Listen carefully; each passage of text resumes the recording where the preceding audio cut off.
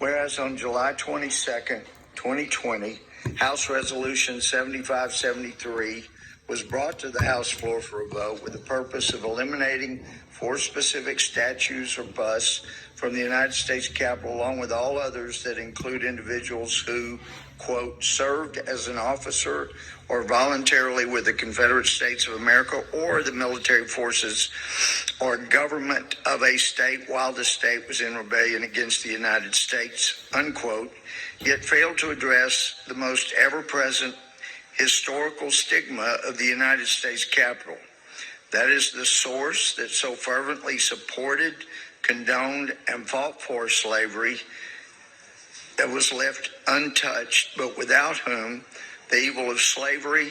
could never have continued as it did, to such extreme that it is necessary to address here in order for the U.S. House of Representatives to avoid degradation of historical fact and blatant hypocrisy for generations to come.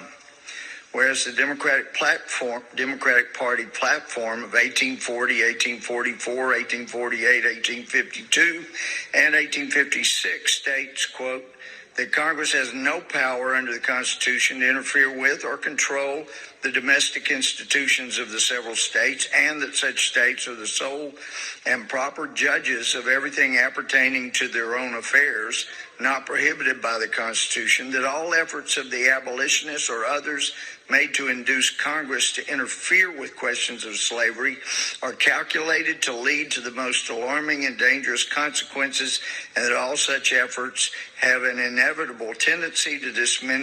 diminish the happiness of the people and endanger the stability and permanency of the Union, and ought not to be countenanced by any friend of our political institutions, unquote, again from the Democratic Party platform of those years. Whereas the Democratic Party platform of 1856 further declares that new states to the Union should be admitted, quote, with or without domestic slavery as the state may elect, unquote. Whereas the Democratic Party platform of 1856 also resolves that, quote, we recognize the right of the people of all the territories to form a constitution with or without domestic slavery, whereas the Fugitive Slave Law of 1850 penalized officials who did not arrest an alleged runaway slave and made them liable for a fine of $1,000, which is about $28,000 in present-day value.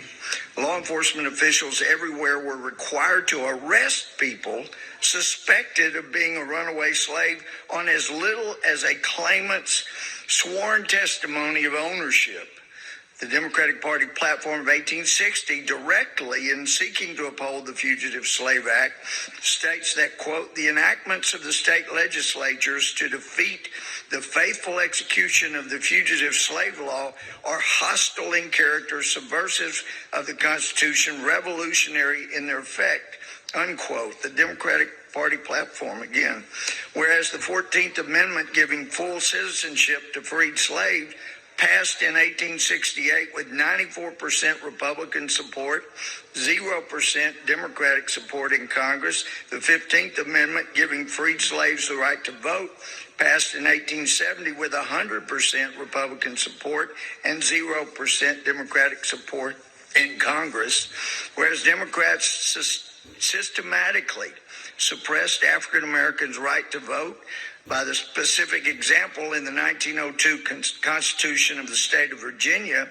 actually disenfranchised about 90% of the black men who still voted at the beginning of the 20th century, and nearly half of the white men, so they suppressed Republican voters as well. The number of eligible African-American voters were thereby forcibly reduced from about 147,000 in 1901 to about 10,000 by 1905. That measure was supported almost exclusively by Virginia Democrats. And whereas the Virginia 1902 Constitution was engineered by Carter Glass, the future Democratic U.S. Representative, Senator, and Secretary of Treasury under Democrat President Woodrow Wilson, who proclaimed the goal of the Constitutional Convention as follows, quote, this Democrat exclaimed, quote, discrimination. Why, this is precisely what we propose. That's exactly what this convention was elected for, to discriminate to the very extremity of permissible action under the limits of the federal Constitution with a view toward elimination of every, and I won't use his word, but African-American voter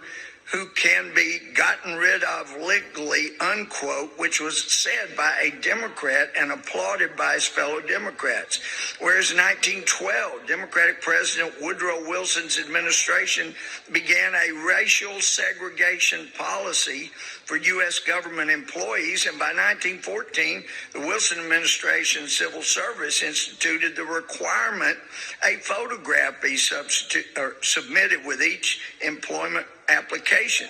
And whereas the 1924 Democratic National Convention convened in New York City at Madison Square Garden, the convention commonly was known as the Klan Bake due to the overwhelming influence of the Ku Klux Klan in the Democratic Party. And whereas in 1964, the Democratic Party led a 75 calendar day filibuster against the 1964 Civil Rights Act, whereas leading the Democrats in their opposition to civil rights for African Americans was a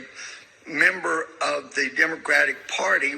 Senator Robert Byrd from West Virginia, who was a known recruiter for the Ku Klux Klan. Whereas Democrats enacted and enforced Jim Crow laws and civil codes that forced segregation, restricted freedoms of Black Americans in the United States. Whereas on June 18, 2020, House Speaker Nancy Pelosi ordered the removal from the Capitol portraits of 4 previous speakers of the House who served in the Confederacy, saying that these portraits, quote, set back our nation's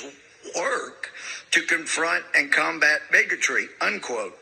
The men depicted in the portraits were Democrat Robert M.T. Hunter, Democrat Howell Cobb, Democrat James L. Orr, and Democrat Charles F. Crisp. Resolved